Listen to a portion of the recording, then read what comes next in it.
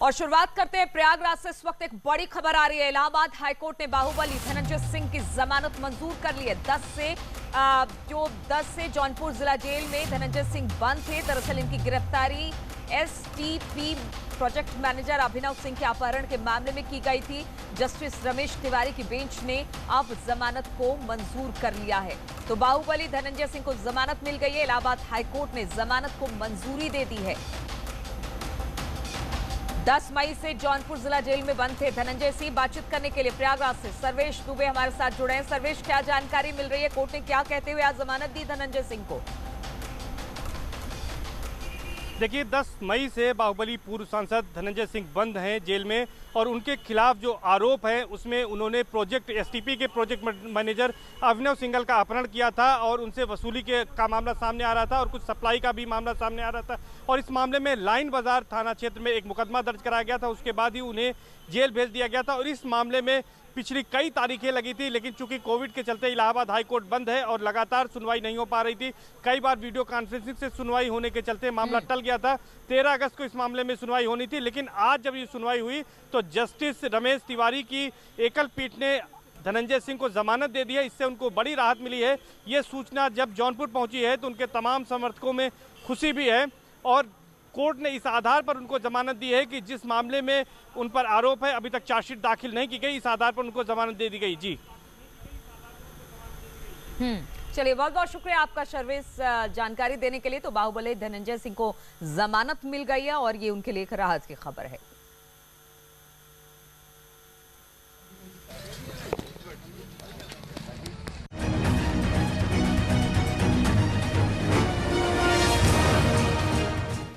और उत्तर प्रदेश में माफिया राज पर चल रहा है योगी सरकार का बुलडोजर। माफिया डॉन सरकार के निशाने पर है।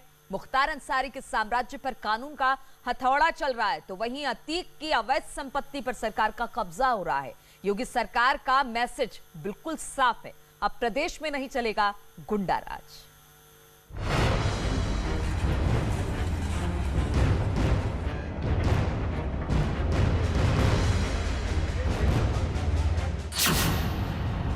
ये है अपराधियों पर योगी का बुलडोजर। ये है अपराधियों पर उत्तर प्रदेश पुलिस का एक्शन।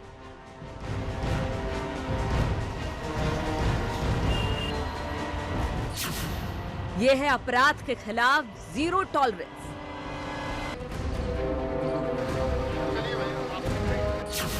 मुख्तार के खिलाफ एलडीए की बड़ी कार्रवाई।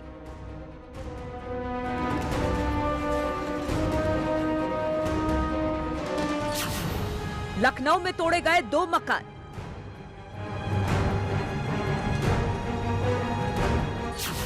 खंड खंड हुआ बाहुबली का घमंड।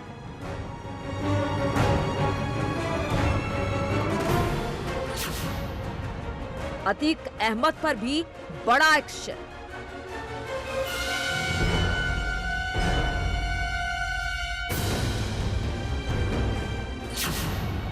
$25 करोड़ की संपत्ति कुर्क।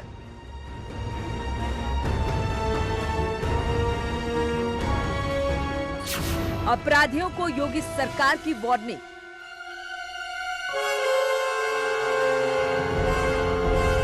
उत्तर प्रदेश में नहीं चलेगा गुंडा राज।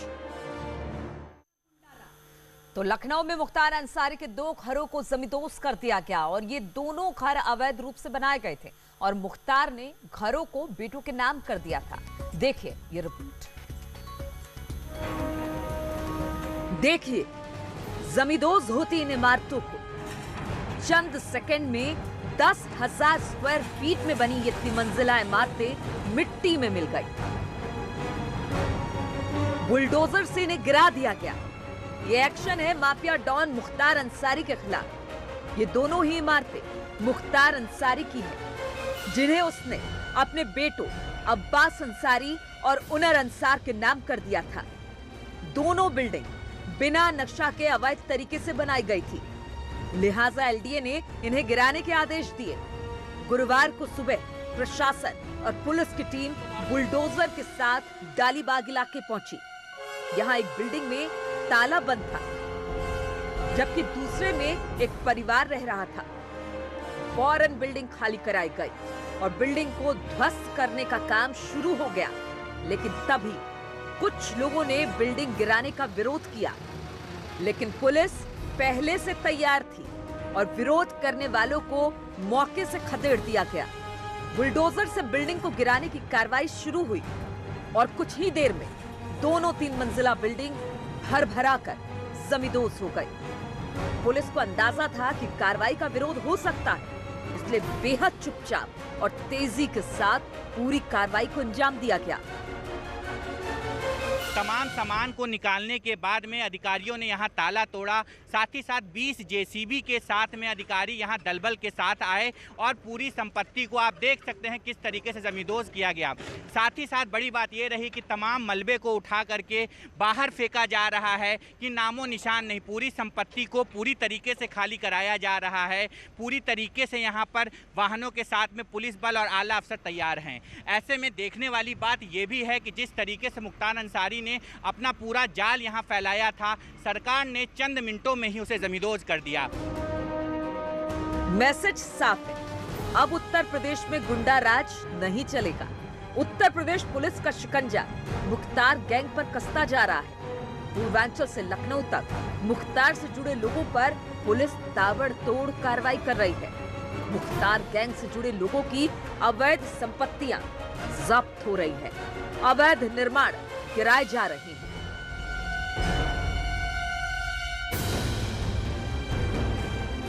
गैंग के शार्प शूटर और गुर्गों पर एक्शन हो रहा है। गैंग से जुड़े अपराधियों को जिला बदर किया जा रहा है। पुलिस सीएम योगी के अपराध के खिलाफ जीरो टॉलरेंस की पॉलिसी पर तेजी से एक्शन ले रहा है और मुख्तार के साम्राज्य पर चल रहा है कानून का हथौड़ा।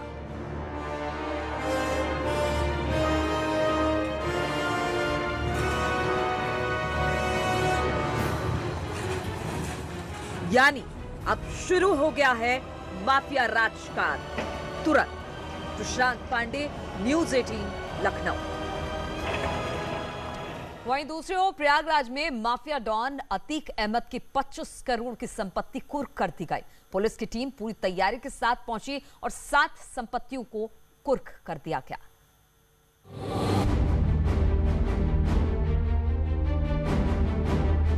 अहमदाबाद जेल में बंद माफिया अतीक अहमद पर प्रयागराज पुलिस ने बड़ी कार्रवाई की है। प्रयागराज पुलिस ने अतीक अहमद की 7 संपत्तियों को कुर्क कर जब्त कर लिया है। आरोप है कि इन संपत्तियों को अतीक अहमद ने अपने सियासी रसूख का इस्तेमाल करके अवैध तरीके से हासिल की थी। जिन संपत्तियों को कुर्क किया गया उसमें अतीक अहमद के घर का कुछ हिस्सा और चुनावी दफ्तर सहित 7 संपत्तियां शामिल हैं। बाहुबली पूर्व सांसद अतीक अहमद की कुल 20 बेनामी संपत्तियां हैं। इनमें से 7 पर कार्रवाई करने के लिए 3 थानों की पुलिस टीम तैयार की गई थी। इनमें से 7 पर कार्रवाई करने के लिए 3 थानों की पुलिस टीम तैयार की गई थी। पुलिस को शक था कि कार्रवाई का विरोध हो सकता है, लिहाजा पूरी तैयारी के साथ पुलिस और प्रशासन की टीम मौके पर पहुंची थी। जिन संपत्तियों को कुर्क किया गया उनमें खुलदाबाद का मकान और चुनावी दफ्तर, चकिया मोहल्ले में 2.5 करोड़ के 2 मकान, धूमनगंज में 1 प्लॉट, धूमनगंज का 1 मकान, एमजी रोड पर अली टावर की दुकानें शामिल हैं। पुलिस की टीम ने अतीक अहमद की 7 अवैध संपत्तियों की एक रिपोर्ट जिला अधिकारी को भेजी थी। रिपोर्ट की जांच की गई तो पता चला कि ये सभी संपत्तियां गैर कानूनी ढंग से अर्जित की गई थी। लिहाजा फौरन एक्शन प्लान तैयार किया गया और मुस्तैदी के साथ सभी संपत्तियों को सीज कर दिया गया। पुलिस, नगर निगम, पीडीए और राजस्व की संयुक्त टीम ने ये कार्रवाई की। पुलिस को शक था कि कार्रवाई के दौरान माहौल खराब करने की कोशिश हो सकती है, लिहाजा एसपी सिटी खुद कमान संभाले हुए थे। माफिया अतीक अहमद की संपत्तियों के जब्तीकरण की कार्रवाई आज की गई है। इसमें थाना खुलदाबाद क्षेत्र की 2 संपत्तियां हैं जिनकी अनुमानित लागत करीब 2.5 करोड़ रुपए है। इसी तरह थाना सिविल लाइंस एमजी रोड स्थित एक प्रॉपर्टी है जिसकी अनुमानित लागत करीब 20 करोड़ रुपए है। थाना धूमनगंज में भी इसी तरह 2 प्रॉपर्टीज हैं जिनका जब्तीकरण किया गया है, उनकी भी अनुमानित लागत करीब 2.5 करोड़ रुपए है। इस तरह कुल 5 संपत्तियों के जब्तीकरण की कार्रवाई आज की गई है, जिनकी कुल लागत करीब 25 करोड़ रुपए बताई जाती है। अतीक अहमद की 2 अवैध संपत्तियों को अभी सीज किया जाना बाकी है। योगी सरकार ने अपराधियों के खिलाफ मोर्चा खोल दिया है और एक के बाद एक सभी बड़े अपराधियों के खिलाफ सख्त एक्शन लिए जा रहे हैं। यानी उत्तर प्रदेश में अब माफिया राज का शुरू हो चुका है the end. Sarvesh Dubey, Prayagraj, news 18।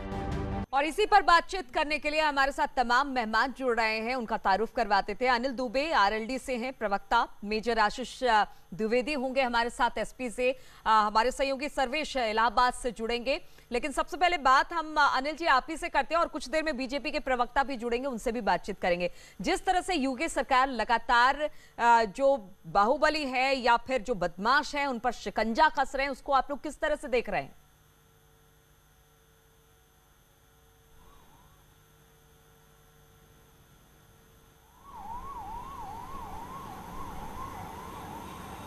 कार्रवाई करने में जो निर्णय लिया उसको निर्णय लेने में इनको 4 साल लग गया। मतलब ये काम तो इनको जब ये सरकार में आए थे तभी तक इनको करना चाहिए था, क्योंकि ये पर संपत्तियां, ये अवैध संपत्तियां कोई आज की नहीं होगी, ये पहले से बनी हुई होंगी। अनिल जी लेकिन एक बात बताइए, अगर कोई सरकार में आता है तो पहले वो देखता है कि कौन अपराधी है, किनकी संपत्ति है, क्या कुछ है, उसके बाद ही तो कार्रवाई होती है। कार्रवाई हो तो रही है? नहीं, कार्रवाई हो रही है, कार्रवाई का जो है होनी भी चाहिए। हम अपराधियों के खिलाफ अगर कार्रवाई सरकार करेगी तो हम उस सरकार को भला बुरा नहीं कहेंगे, लेकिन हम इतना तो जरूर कह सकते हैं कि यह कार्रवाई करने में इनको इतना इस कार्रवाई पर आने के लिए इनको 4 वर्ष लगभग लग गए। ये काम इनको पहले करना चाहिए था, क्योंकि आज तो सरकार, आज उत्तर प्रदेश में बहुत सी समस्याएं हैं।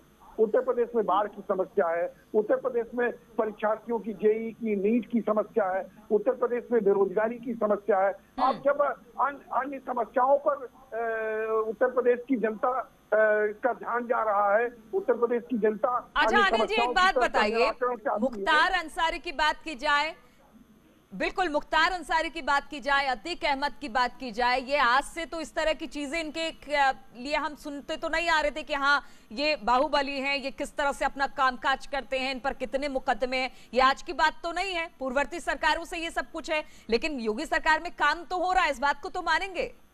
नहीं, मैंने ये कहा कि हमने पहले ही कहा, हम क्रिमिनल्स के खिलाफ, हम माफियाओं के खिलाफ कार्रवाई अगर होती है तो हम उसके विरोध में नहीं है। ये कार्रवाई इनको पहले करनी चाहिए थी, और हम तो उम्मीद करते हैं कि जो कार्रवाई की शुरुआत आज इन्होंने की है देर से। ठीक है अनिल जी, आप कह रहे हैं कि कार्रवाई हुई लेकिन देरी हुई, लेकिन अब विरोध का विरोध करना जरूरी है, तो इसलिए लगातार विरोध हो रहा है। अब जब कार्रवाई हो रही है तब भी बिल्कुल बिल्कुल मेजर आशीष चतुर्वेदी साहब भी है। माफ कीजिएगा आशीष जी, आपको द्विवेदी कह दिया था लेकिन आप चतुर्वेदी हैं, तो आशीष चतुर्वेदी जी एक बात बताइए, जिस तरह से आप योगी सरकार कामकाज कर रही है और गुंडे मवालियों बदमाशों पर शिकंजा कस रही है, उसको लेकर अभी ये कहा जा रहा है कि देर से एक्शन लिया गया, पहले क्यों नहीं लिया गया? कम से कम एक्शन तो लिया जा रहा है। देखिए, एक्शन मुनासिब बात है कि अगर पहले लिया जाता, क्योंकि अब तो सरकार का लगभग 4 साल मैं समझता हूँ पूरे होने को हैं, तो अगर पहले लिया जाता तो और भी अच्छा होता। सोचने वाली बात यहाँ पे एक है, ठीक है, अतीक अहमद के खिलाफ कार्रवाई होनी चाहिए, मुख्तार अंसारी के खिलाफ कार्रवाई होनी चाहिए, हो रही है, स्वागत है। अब विषय ये उठता है कि अभी आप ही के न्यूज़ चैनल पे अभी आ रहा था कि धनंजय सिंह की बेल हो जाती है। अब धनंजय सिंह की बेल इसलिए हो जाती है क्योंकि उनके खिलाफ चार्जशीट ही फाइल नहीं हुई। तो धनंजय सिंह, रघुराज प्रताप सिंह, ब्रजेश सिंह, है ना, अभय सिंह, उदयभान सिंह, ये सब जो नाम है, इन पे कार्रवाई अभी तक क्यों नहीं हुई है? पब्लिक ये जानना चाहती है कि ये क्या ये लोग अपराधी नहीं है? ये लोग भी अपराधी हैं, बड़े अपराधी हैं, इनके खिलाफ दर्जनों मुकदमे हैं, तो इनके खिलाफ क्यों नहीं कोई कार्रवाई हो रही है? ये ऐसा क्यों दिख रहा है कि केवल जो मुस्लिम हैं या जो ब्राह्मण हैं उन्हीं के खिलाफ कार्रवाई हो रही है? ऐसा दिख रहा है, ऐसा प्रतीत हो रहा है जिस तरीके से भारतीय जनता पार्टी जो जिन बात लोगों के बताइए खिलाफ आशीष कार्रवाई जी, कर रही है। आप जब मुख्तार और अतीक पे कार्रवाई हो रही है तो आप फिर 2-4 नाम और गिना रहे हैं कि इन पे कार्रवाई क्यों नहीं हो रही है। अरे वो तो देखिए जिन पर कार्रवाई हो रही है, हो सके आगे इनका भी नंबर आए। देखिए, मुझे नहीं लगता उनके खिलाफ उनका कभी नंबर आएगा, क्योंकि रघुराज प्रताप सिंह के खिलाफ तो योगी सरकार मुकदमे वापस लेने की बात कर रही। कोर्ट में वहां से अभी सवाल पूछा है कि क्यों रघुराज के कुछ मुकदमे वो वापस लेना चाह रहे हैं। तो एक तरफ तो आप रघुराज प्रताप सिंह को बचा रहे हैं, तो कार्रवाई कहां करेंगे? और वैसे जैसा कहा कि अब तो चौथा साल लगभग है, तो कार्रवाई कब करेंगे? अब देखिए ना कि धनंजय सिंह के खिलाफ यूपी पुलिस ने चार्जशीट फाइल नहीं करी, वहां दिल्ली पुलिस ने पुलवामा अटैक के डीएसपी देवेंद्र सिंह के खिलाफ चार्जशीट फाइल नहीं की और उसकी भी बेल हो जा रही है। तो ये केवल सिलेक्टेड लोगों के खिलाफ ही कार्रवाई हो रही है, हमारे साथ जुड़ गए, आलोक सारे अपराधियों के खिलाफ होनी बीजेपी चाहिए। प्रवक्ता है, उन्हीं से जवाब ले लेते हैं। बिल्कुल उन्हीं से जवाब ले लेते हैं। आलोक जी, जिन पर कार्रवाई होनी चाहिए, चलिए उसको तो मान रहे हैं विपक्षी पार्टियां कि हाँ ठीक है कार्रवाई हो रही है, लेकिन बहुत सारे ऐसे नाम आशीष जी ने भी गिनाए हैं और अनिल जी ने भी बोला कि जो कार्रवाई होनी चाहिए थी उसमें देरी हुई है, और कुछ नाम ऐसे हैं जिसको कि आप लोग छूना ही नहीं चाहते, उन तक पहुंचना ही नहीं चाहते।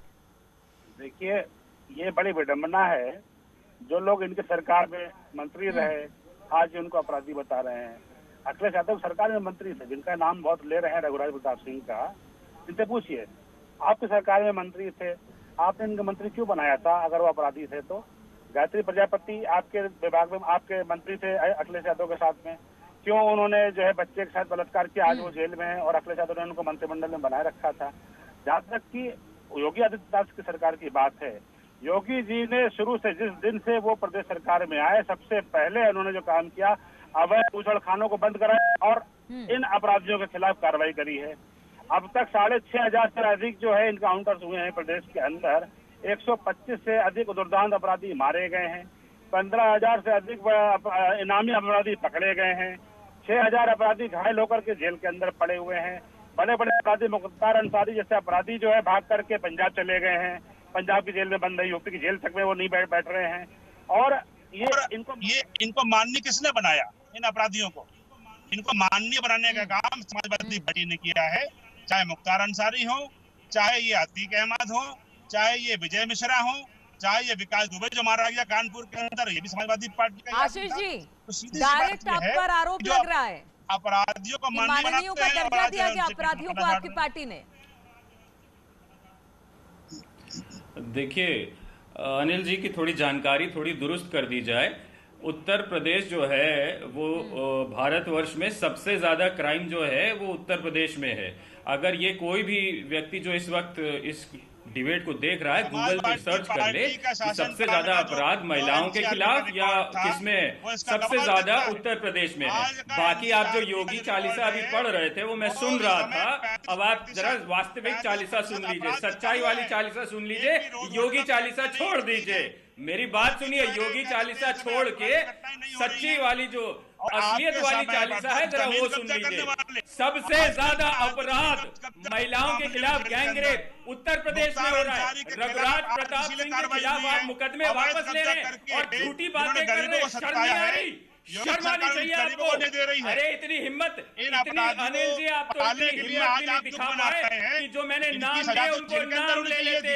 अरे जाइए घर जाइए, आप में तो इतनी भी हिम्मत नहीं है कि नाम ले ले। अरे भाई साहब थोड़ा हॉर्लिक्स पी के आइए, घर जाइए, थोड़ा हॉर्लिक्स पीजिए, थोड़ी हिम्मत आएगी। नाम तो लीजिए। अरे आपको नाम लेने की हिम्मत भी जुटा पा रहे आपकी सरकार करेगी। कब्रिस्तान की जमीनों को कब्जा करने वाले भूमाफिया, ऐसे भूमाफिया को आपने संरक्षण देकर माननीय बनाया है। यह मुख्तार अंसारी, माफ कीजिएगा आप जैसी भाषा बोल रहे हैं, ये समाजवादी पार्टी के लोगों का चरित्र है। आपका चरित्र आपकी भाषा से मालूम पड़ रहा है। समाजवादी पार्टी का जो चरित्र है, सड़कों पे गुंडागर्दी और आज चैनल के ऊपर गुंडागर्दी। सर्वेश भी हमारे साथ जुड़े हुए हैं, मेरे सहयोगी हैं, चूंकि वो भी हमारे साथ खड़े हैं, तो उनसे भी थोड़ी जानकारी। सर्वेश, आज जिस तरह से हम बात कर रहे हैं कि लगातार योगी सरकार सख्त है और ये सब कुछ देखने को मिल रहा है जमीनी स्तर पर, वहां पर काम हो रहे हैं, लगातार गुंडे बदमाशों और बाहुबलियों पर शिकंजा कसा जा रहा है। नहीं तो ये बता देना कि निश्चित तौर पर योगी सरकार लगातार अपराधियों के खिलाफ सख्त है, क्योंकि योगी सरकार ने कहा था कि वो क्राइम को लेकर, अपराध को लेकर जीरो टॉलरेंस वाली सरकार है, और सरकार बनने के बाद ही अपराधियों के इनकाउंटर शुरू हो गए थे। और अतीक अहमद की जहां तक बात है, अतीक अहमद वर्ष 2016 से जेल में है लगातार, और इस समय वो गुजरात जेल में बंद है। लेकिन जो उनके खिलाफ यहाँ पर उनकी गैंग है D227, उसके खिलाफ लगातार कार्रवाई यहाँ पर हो रही है, और पिछले कुछ दिनों से कार्रवाई में तेजी आई है। 3 जुलाई को अतीक अहमद के छोटे भाई खालिद अजीम उर्फ अशरफ, जो कि पूर्व विधायक भी हैं, उनको पुलिस गिरफ्तार करती है, उनको जेल भेजा गया। इसके साथ ही साथ उनके एक गुर्गे को और उनके एक असलहे को पुलिस ने बरामद किया। और 2016 से जो एक मामला पेंडिंग था, 2 असलहे अतीक के थे जो कि जिनके लाइसेंस निरस्त कर दिए गए थे, लेकिन वो लाइसेंस बरामद नहीं हुए थे। वो अतीक अहमद के कार्यालय से पिछले महीने ही अभी पुलिस ने बरामद किए हैं। और इसके साथ ही साथ जो अवैध संपत्तियां हैं, जो कि अपने रसूख के बल पर उन्होंने अवैध तरीके से अर्जित की थी, उनके खिलाफ पुलिस ने मुहिम छेड़ रखी है। और इस मामले में तमाम संपत्तियों को चिन्हित किया गया था।